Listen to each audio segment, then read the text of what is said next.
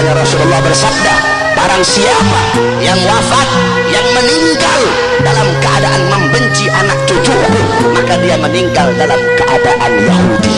Saudara-saudara, di Indonesia ada seorang cucu Nabi Muhammad, di dalam tubuhnya mengalir darah suci baginda Nabi besar Muhammad.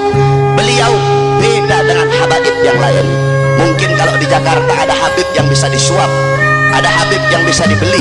Beliau, saudara, beliau tidak bisa dibayar. Yang hak beliau sampaikan hak, yang batil beliau sampaikan batil. Beliau menjadi penyambung lidah datuk-datuknya. Beliau telah menerima tongkat estafet perjuangan dari datuk-datuknya. Siapa beliau? Beliau Al-Habib Rizik bin Husain bin Jihad.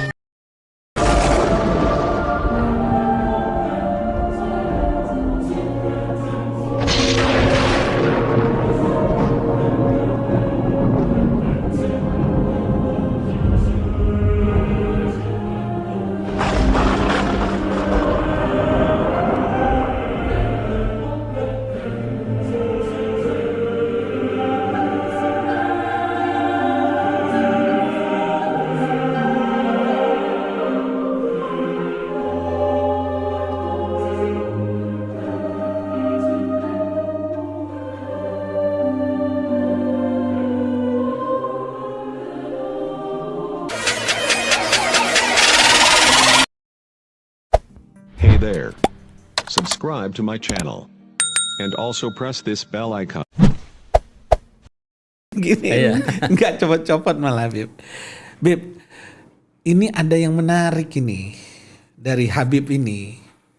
Bulan Januari 2022 yang lalu, itu sampai-sampai orang dari luar negeri, itu kan, yang dari Afrika sana, itu ikut mengomentari statementnya Habib yang konon kontroversi. Apa sesungguhnya yang Habib sampaikan waktu itu, kok bisa kontroversi begitu? Iya, emang banyak dari luar negeri juga, dari Amerika berapa orang. Jadi ya saya nggak nyangka aja lah jadi berita rame. Mungkin karena sikap saya itu melawan kelompok-kelompok radikal, terutama yang dimotori oleh beberapa oknum Habib. Yang di sini ada Rizik dan Bahar. Mungkin baru adalah pertama kali kalau orang bilang Habib versus Habib. Dan mungkin baru pertama kali ada Habib yang lantang melawan itu ya saya. Padahal saya tuh tidak ada niat membuat ribut. Saya hanya ingin meluruskan, ingin menjaga NKRI ini dari isu-isu agama yang tidak produktif, yang akhirnya menghambat kemajuan dan bisa merusak sendi-sendi negara. Itu yang saya mulai dari bicara di situ, jadi rame lah. Ya butuh keberanian aja loh. Saya pikir sejarah itu milik orang pemberani. Jadi saya nggak ada masalah. Banyak hambatan, banyak tekanan. Saya jalanin aja. Pokoknya saya untuk tanah air ini, saya hidup di sini.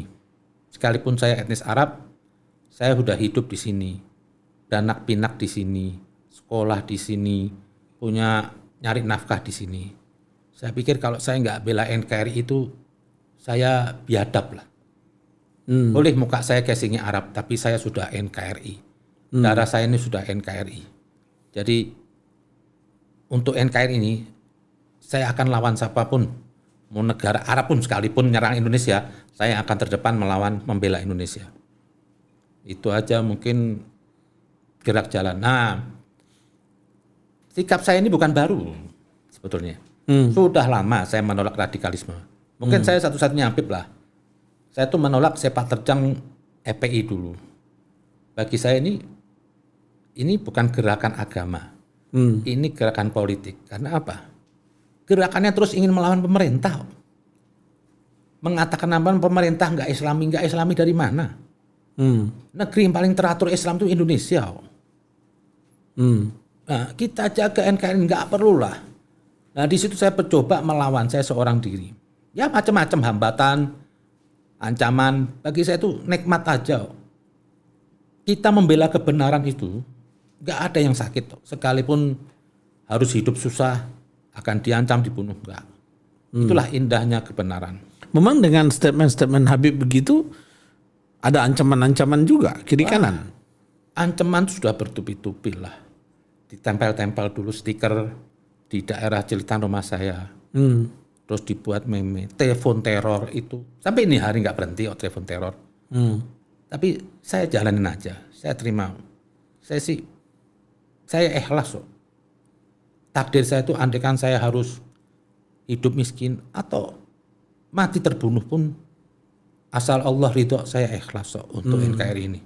Gimana Habib melihat sekarang Indonesia kita, keberagaman kita, Bhinneka Tunggal Ika, kehidupan berbangsa dan bernegara, emang ada yang ganjil sekarang, Bib?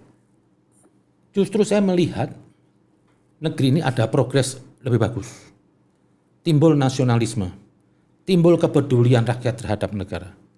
Dulu mungkin nggak ada orang punya rasa ingin menjaga negeri ini. Karena kita juga punya pemimpin yang nggak menjadikan rakyat itu ingin bersuara.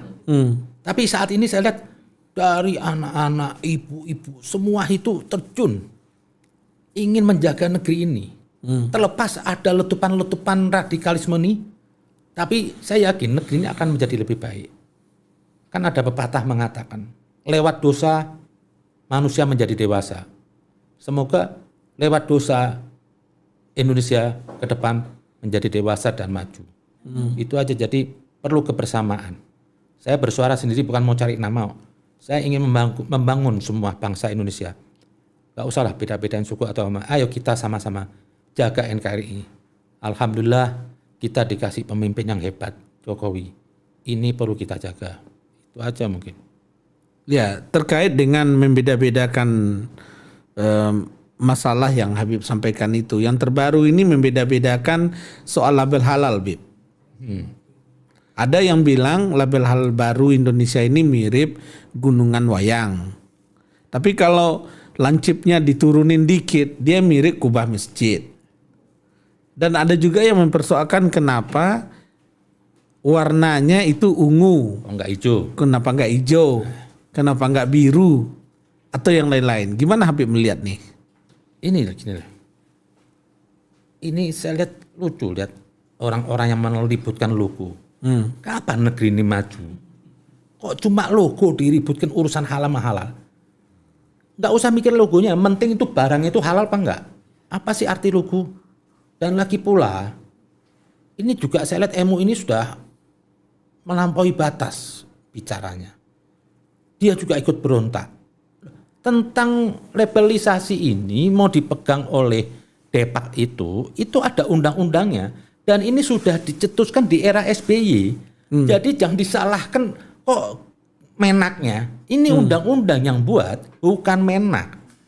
Nah, di sini diributin simbol, katanya kok kayak kewayang, ada lagi pendakwah tuh katanya dari Sumatera Barat juga, yang dulunya nggak tahu belajar agama di mana, penyanyi pakai sorban, malah dia ngeritik kok wayang diributkan. Kan Indonesia nggak Jawa aja. Ini manusia-manusia kerdil nih. Apa terus dari logo itu harus seluruh provinsi ada? Sudah lihat maknanya. Dan satu lagi mengatakan warna, sampai warna di mana harus hijau.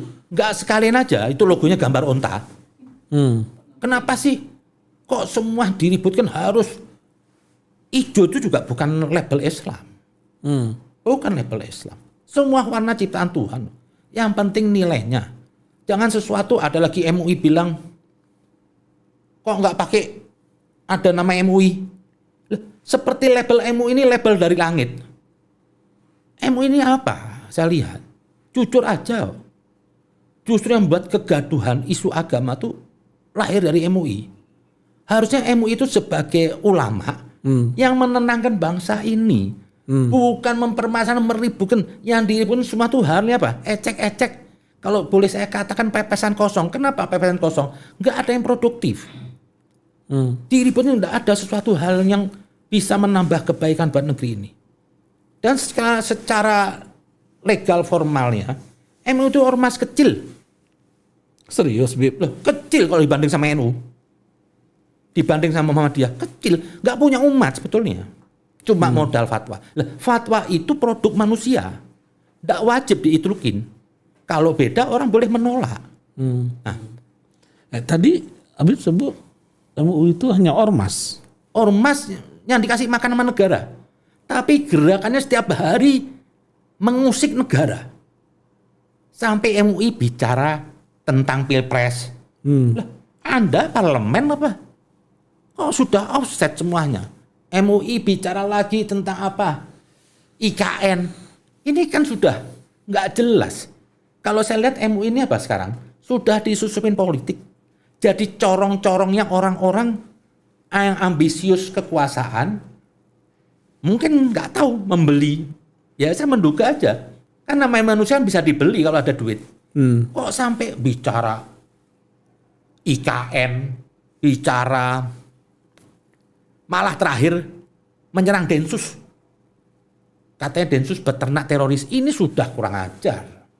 Emang MUI punya aparat polisian. Letakkan segala sesuatu pada bidangnya. Yang tahu keamanan negara itu ya kepolisian, TNI, yang di dalamnya ada Densus. Jangan ikut campur. Karena apa? Dia gerah di dalam MUI ini banyak disusupin orang-orang radikal. Dan yang saya bingung, ngapain sih dipertahankan MUI? Sementara NU enggak merasa di bawah MUI. Muhammadiyah enggak merasa. Jadi ini saya lihat apa? Apa mungkin jangan-jangan labelisasi ini dia kecewa diambil sama Depak karena nggak dapat duit. Bayangin aja tuh label halal diproduk oleh MUI. Seluruh produk makanan sekalipun yang halal harus punya label. Malah sekarang ada lemari es dilabeli halal. Ini kan sudah gendeng. Memang selama ini label halal yang dari MUI itu dipungut biaya. Oh iya dong. Lalu uangnya kemana? Maka dari itu nggak pernah diaudit. Kan pernah sekali mau diaudit marah. Ini kan bahaya ini. Ini duitnya. Woi, jangan dikira. Hitung aja berapa juta item produk Indonesia. Sampai terakhir lemari es dilabeli, mangkok dilabeli. Ini kan sudah offset. Ini sudah, kalau dalam agama tuh hulu, sudah melampaui aturan Tuhan. Yang nggak perlu diagamakan. Nah, bayangin nggak pernah diaudit sekian lama. Kalau di Depak itu lembaga negara resmi. Ada undang-undangnya. Setiap transaksi itu bisa diaudit oleh BPK. Bisa diaudit oleh yang lainnya. MUI mau diaudit sama BPK? Nggak mau. Jadi ini sebenarnya apa? Kepentingan-kepentingan aja. Jadi ya lagi-lagi lah. Yang satu mengharapkan MUI itu kuda politik untuk kekuasaan. Yang satu duit. Nah, hanya di era Jokowi yang berani tegas. Dan ini Menteri Agama satu yang saya kagumin. Dia berani merubah. Berani mengambil sikap untuk membawa Departemen Agama itu menjadi departemen yang benar-benar baik. Ada yang mengatakan, kan MUI itu kan tempat ulama. Lah emang di Depak nggak ada intelektual Islamnya? Justru Depak lebih objektif. Tidak didominasi oleh Islam aja. Ya bahkan di kampus-kampus juga banyak ulamanya kan, Bib. Malah terdidik profesor, doktor. Ulama itu nggak jaminan. Lebih susah jadi manusia daripada jadi ulama. Apa sih susah jadi ulama? Baca-baca teks ngoceh. Tapi belum tentu mencerminkan kebaikan.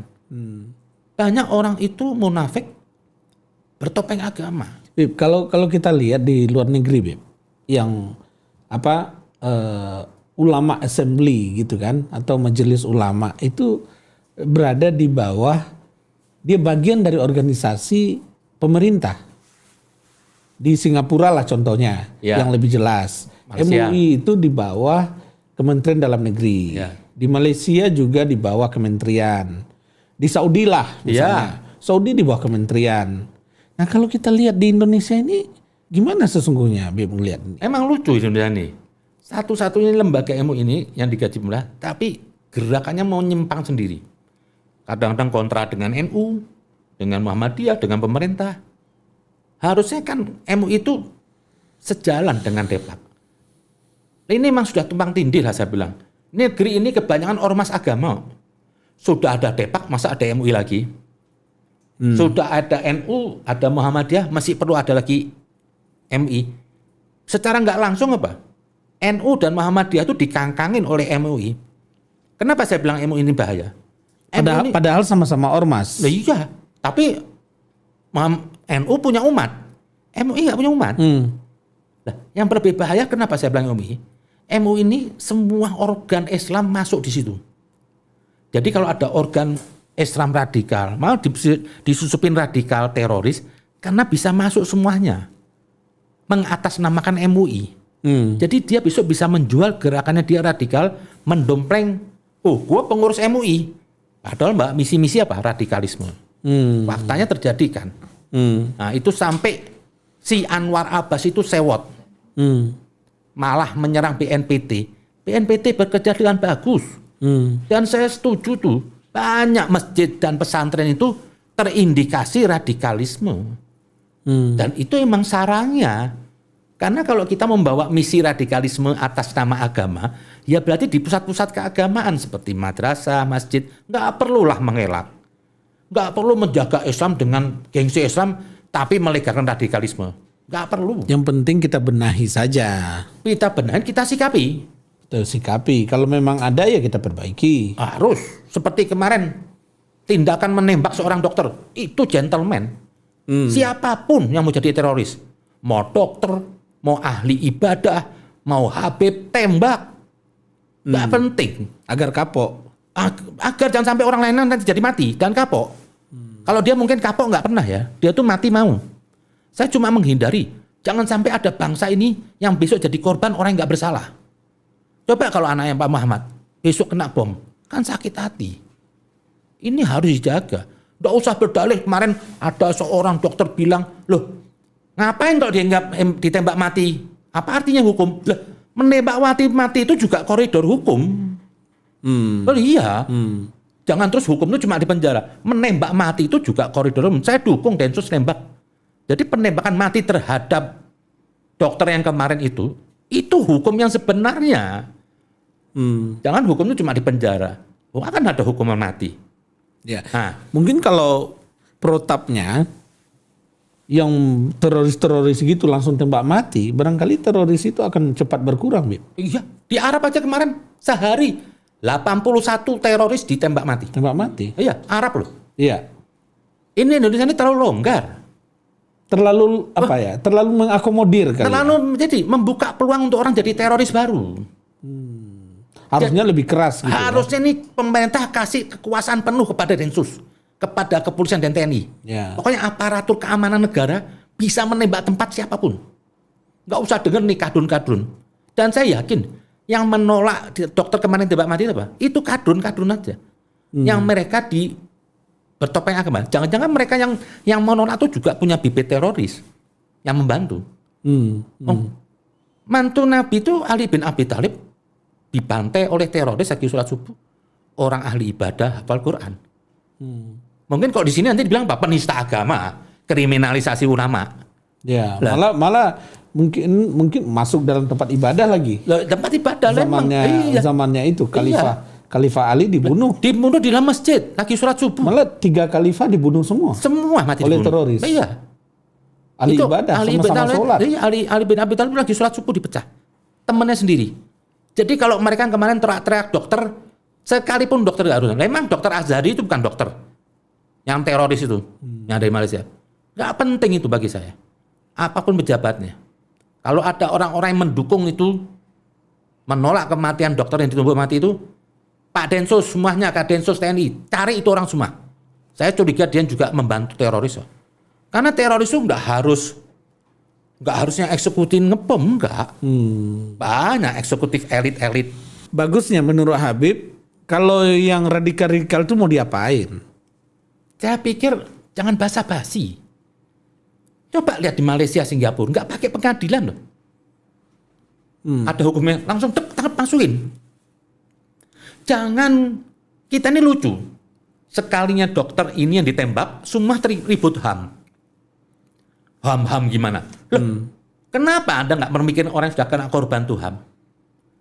Teroris di Indonesia ini bukan hayalan loh. Sudah fakta.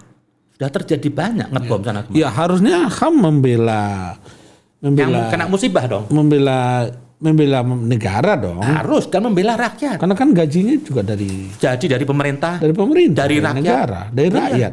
Kan rakyat minta dibayar dari uang pajak rakyat. Betul, rakyat minta perlindungan. Sekarang orang takut loh, maaf loh. Kalau ada orang berjenggot, celana cingkrang, kemana? Itu jadi trauma, bukan Islamophobia. Emang dia kebanyakan pelaku teroris. Jadi jangan terus Islam, loh saya aja Muslim juga ada rasa takut toh. Karena saya nggak mau mati konyol. Kalau hadap-hadapan ayo. Tapi kan saya nggak mau mati dicolong sama orang begitu. Iya dong. Nah, itu jangan dibilang Islam. Emang kenyataannya. Ya. Saya di sini bukan benci Islam. Saya ingin menggambarin Islamnya Nabi Muhammad. Yang Nabi nggak pernah radikal, nggak pernah memaksa orang, nggak pernah gebukin orang, nggak pernah keluar-keluar jihad. Ngapain di Indonesia jihad? Oh negara damai kok. Iya. Nggak boleh teriak-teriak jihad. Ini semua HTI, EPI, ini kendaraan politik bertopeng agama. Maksudnya kendaraan politik untuk merebut Kekuasaan di Indonesia. Iya dong. Berarti ada pesanan. Ada ordernya, bisa. Siapa yang Kak? Nah, berarti orderannya bukan dari Indonesia dong, Bib? Oh, ini internasional. Yang sengaja Ini menghancurkan Indonesia. iya, mau ngambil manfaat. Memperalat orang Indonesia. Iya, lah. ISIS itu yang buat siapa? Amerika. Untuk apa? Ngadu domba sama Muslim. Tujuannya nanti ambil kekuasaan. Bisa aja saya menduga HTI, EPI ini juga kaki tangan mereka. Ya mestinya kalau gitu orang Indonesia jangan mau diperalat-alat dong. Maka dari itu, saya minta bangsa Indonesia, mari kita bersatu. Jangan dukunglah. Saya minta orang-orang yang mendukung HTI ini tobat-tobat aja lah. Anda jangan mau dibodoh-bodohin oleh tokoh Anda. Juga pendukung EPI. Nah kalau yang dikejar ini politik, Bib, oleh mereka, berarti 2024 ini bahaya juga dong. Oh, ini bahaya. Ini akan terjadi gerakan yang masif. Baik dari dalam maupun dari luar. Isu agama akan kembali seksi. Ini akan dijual. Isu radikal, Iya. isu segala macam. Karena apa? Indonesia saat ini lagi pertama dari luar negeri. Ada negara yang dirugikan dengan Indonesia. Yang tadi bisa mengeruk di sini hasil dihentikan. Ya. Nah, Misalnya Freeport diambil alih. Chevron, Total, Chevron diambil alih. terus apalagi Inalum ambil alih. terus tidak boleh ekspor bahan mentah, ini Jokowi. Sekarang dikuasai kembali oleh negara. Kenapa oleh Jokowi nggak Indonesia. mau? Nah, kalau ekspor bahan mentah ke luar negeri, tenaga kerja yang kerja di sana, yang dapat nilai pajak di sana, di sini nggak dapat apa-apa. Nah, kemana kepemimpin kita dulu? Bagi saya tuh Anda penjahat Anda. Tapi kenapa banyak yang protes juga? Yang protesnya nggak kebagian duit. Ini kan banyak orang yang marah ini, yang objekannya hilang keuntungannya. Yang dulu jadi calo, menjual aset Indonesia, barang pemerintah dulu ke luar negeri, terusik dia. Kalau nggak terusik ya dia takut ketahuan kebongkar. Tapi Jokowi itu cantik. Dia tidak mencaci maki pemerintah yang dulu. Bagi dia sudah yang masa lalu lupain. Kita bangun masa depan yang lebih bagus, kita jaga negara ini. Dari nikel semuanya. Itu nikel kita ini punya 30% lebih loh. Kalau negara Arab itu menyuplai minyak dunia katanya 10%, bisa negara tumpah duit. Kita punya 30% lebih nikel di Indonesia.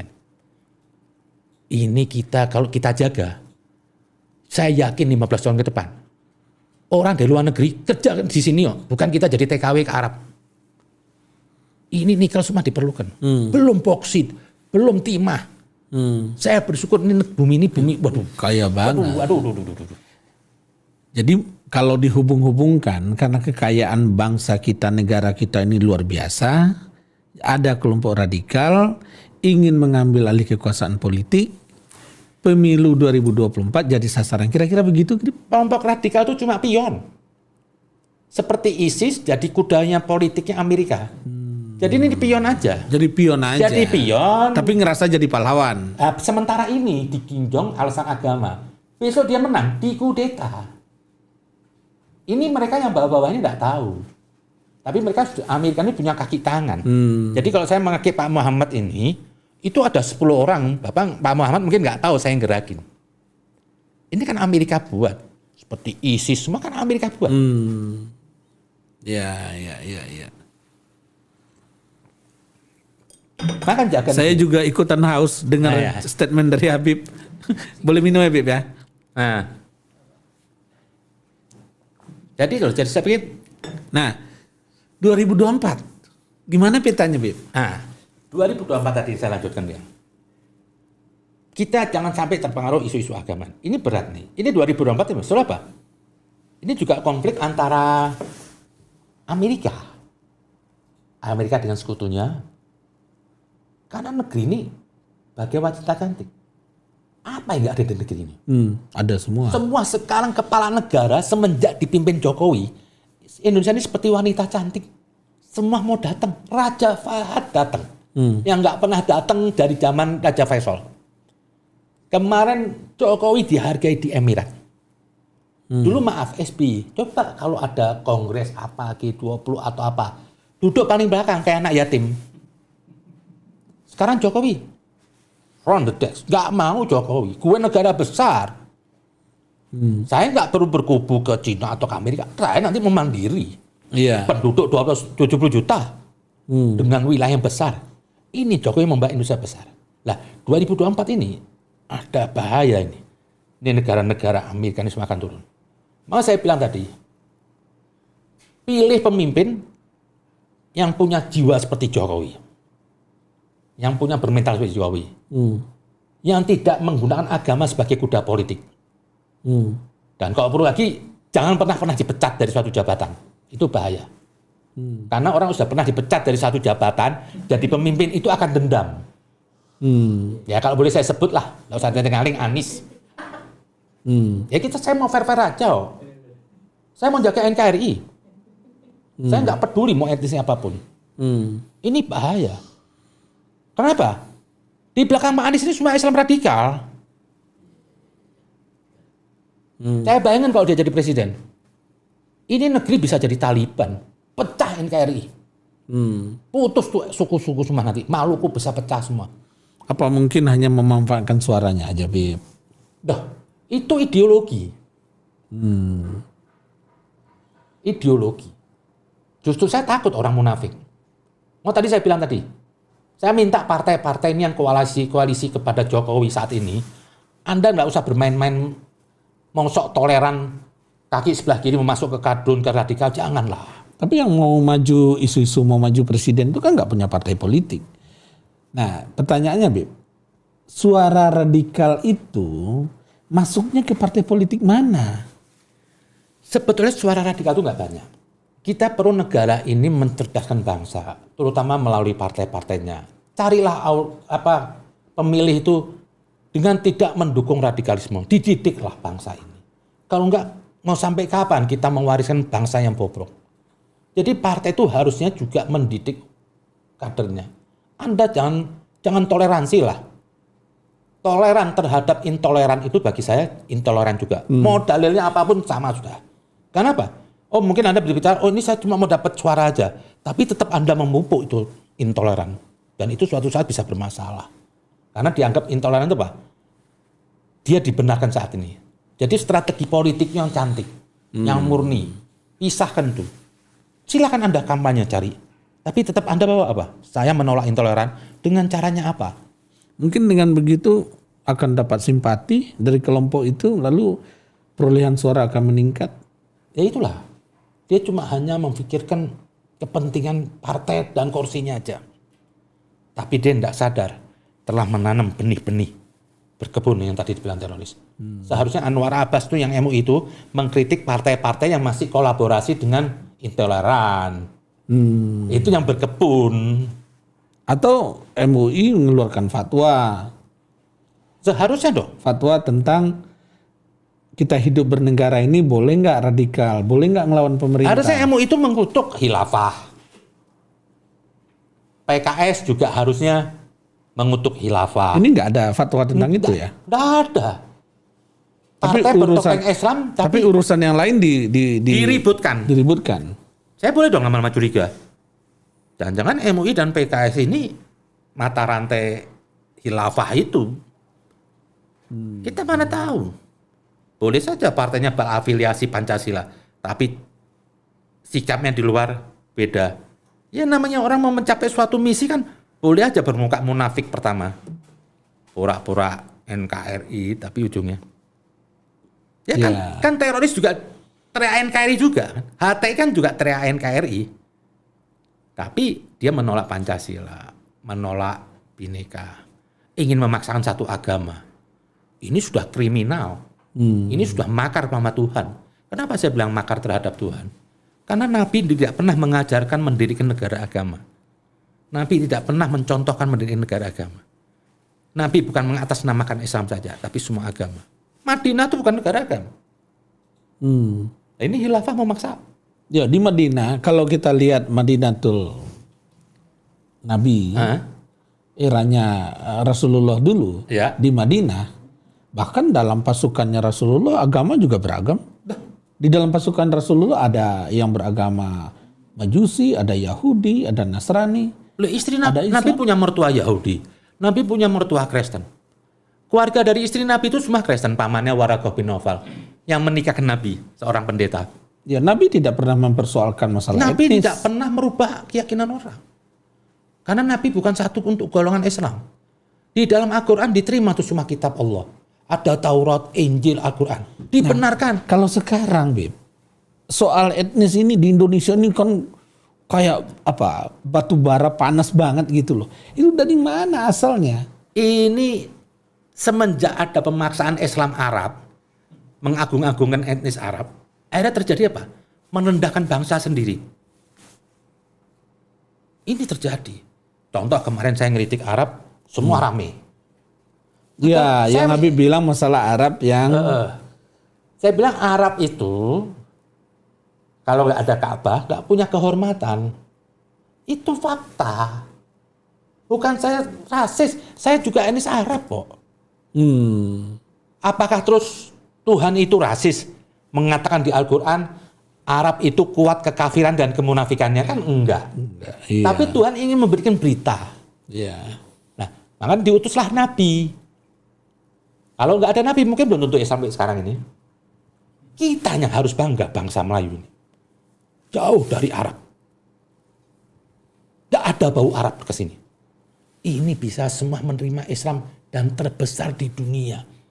Saya heran kalau ada bangsa Melayu seperti ada Kiai apa Romli itu yang dari Madura itu modal Kiai Sorban.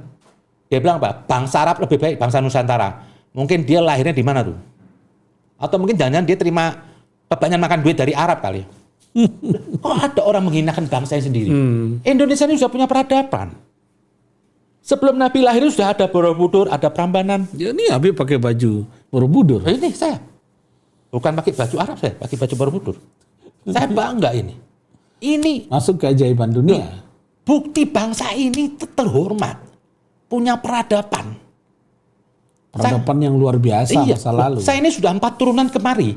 Saya sudah, kalau dicek DNA saya, sudah hilang Arabnya. Casingnya aja masih Arab. Ada teman saya itu di Amerika, orang Arab juga. Pas dicek DNA, sudah 90% Asia. Ketulis di komputernya Indonesia. Iya, Asia dia bilang. Sudah Asia. Jadi sudah tidak ada Arabnya. Makan di sini. Semua di sini lah di sini. Dari kakek saya keempat. Jadi ngapain? Tempat kelahiran itu bagi saya leluhur saya. Kalau ada orang bilang apa? Di mana langit junjung, di situ apa? Di mana bumi dipijak, di Nah, situ langit dijunjung. selesai. Nabi juga di Arab tuh pendatang kok. Bukan suku asli. Kan Nabi dari keturunan Ibrahim. Iya. Dari kakeknya Quraisy ke bawah itu diarabkan, lahir di Arab. Jadi kalau ada orang mengklaim Arab itu tolak ukur keimanan, keislaman, itu dia salah asuh lah. Kayak Romli itu. Karena dia menganggap, kenapa dia bela Arab? Dianggap Islam itu lahir di Arab. Islam bukan Arab. Betul kata almarhum Kiai Zainuddin MZ. Tidak ada di Al-Quran, wahai Arab, tidak ada. Wahai orang beriman, tidak ada. Wahai Arab. Iya. Iya, seperti yang tadi itu. Kayak MUI yang ingin membawa MUI terus NU sama Muhammadiyah seakan-akan di bawahnya, padahal sama-sama ormas. Jelas. Muhammadiyah ormas, NU ormas, Ormas. MUI juga ormas. Sementara MUI itu cuma modal fatwa. Fatwa itu relatif, nggak mutlak. Seperti contoh MUI mengatakan selamat Natal haram, saya nggak pakai. Karena bagi keyakinan saya tuh dia salah. Nggak ada itu hal. Nah, haram. kenapa MUI ini tidak dipemerintahkan saja? Saya malas dulu bertanya, kenapa NU kok diem aja membiarkan ada MUI? Kalau Anda nggak merasa di bawah MUI, Anda yang lebih besar NU, punya umat, Bagi saya biarin aja lah ada Muhammadiyah NU. Jadi NU mengeluarkan fatwa untuk orang NU. Ada yang Muhammadiyah beda, dia ada fatwa untuk Muhammadiyahnya. Jadi yang mengeluarkan fatwa NU-nya, yang mengeluarkan fatwa Muhammadiyahnya. Iya. Lalu MUI-nya bubar dong. Bubarin aja, ngapain? Mendingan duit itu kasih rakyat kecil. Apa sih kerja MUI? Tumpang tindih. Sudah ada matahari NU, masih perlu lilin MUI kan nggak perlu dong. Kan MUI cuma lilin kecil. Ini ada matahari NU dan Muhammadiyah. Masih perlu kita mbak lilin lagi kan nggak perlu. Dan bahayanya MUI itu produk Soeharto, produk politik untuk mengkebiri umat Islam. Ditekan tokohnya.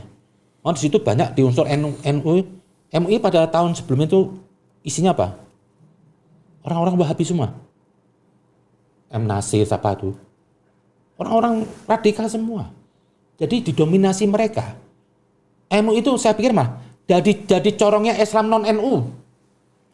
Padahal Islam NU yang mayoritas di Indonesia. Yang gerak dakwahnya rapi. Tidak ada dari NU itu jadi teroris. Tidak ada. Harusnya apa? Berkibat ke NU aja. Justru MUI yang wadah kecil kemarin jelas malah anggotanya teroris. Terus si Anwar Abbas singit, ngamuk-ngamuk. Kan harusnya dia juga menjaga dong media. Jadi maunya ngelawan pemerintah aja. Lah ini bahaya orang-orang begini. Hari apa? Dia menciptakan masyarakat, pandangan masyarakat, nanti punya antipati terhadap Densus, terhadap TNI. Ya. Ini bahaya. Ini pemerintah harus tegas lah terhadap MUI. Bagi saya, kalau mau damai negeri ini, bubarkan MUI.